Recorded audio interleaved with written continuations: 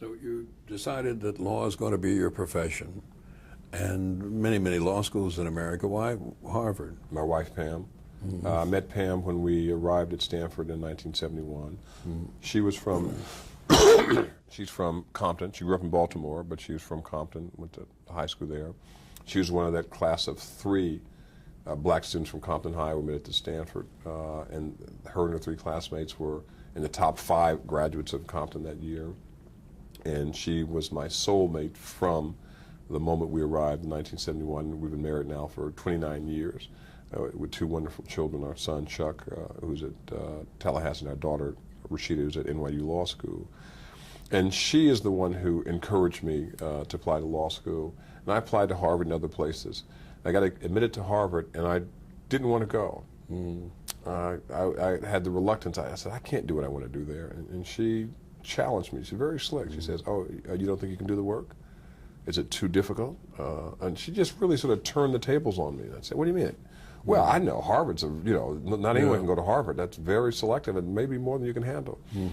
And she was picking a fight, and she picked one, and she ultimately won because I decided to go, and I'm glad that I did. And I left Cambridge. We left in the summer. We left California in the summer of 1975 and headed out to California, heading to Boston and then to Cambridge to attend Harvard Law School. And that had to be a different experience, not only because it's law school as opposed to college, but it's East Coast as opposed to West Coast, a whole different culture. It was a radically different culture. Stanford is a farm. The weather's wonderful. Campus is glorious. And there's just an atmosphere of acceptance and encouraging and nurturing. Harvard is cold, damp, dark, distant, very structured, very regimented, very impersonal. But maybe that's what I needed. It was a rude awakening that here is a different world. And it was a rude awakening another way. We drove out there and we had heard about the problems in Boston, and we wanted to make sure that we didn't encounter them. Well, we made our first mistake. On Interstate 93, which you take from Connecticut to get into Boston, we got lost. We got off the highway, and I called the landlord and said, we're here, but we're not quite there.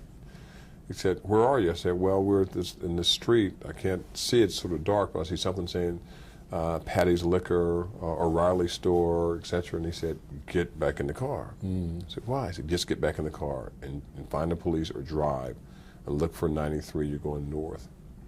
We got back in the car, and about half an hour later, we made it into Cambridge and called him, and he gave us directions right to our apartment.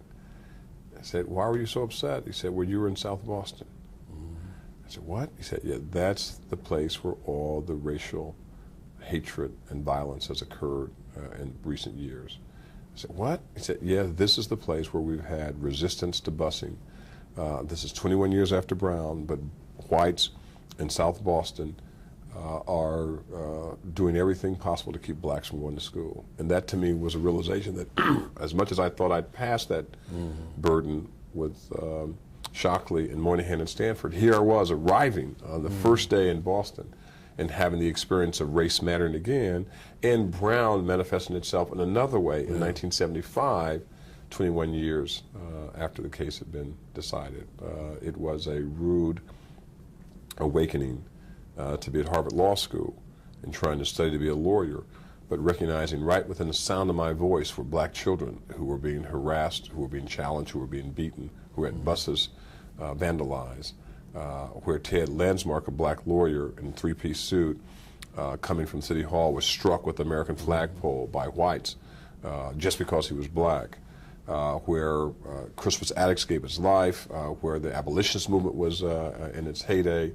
Here were people resisting blacks in 1975 from going to elementary schools and middle schools because of their race. I could not imagine that 21 years after Brown that the battleground had moved from the South to the cradle of liberty to up south to Boston.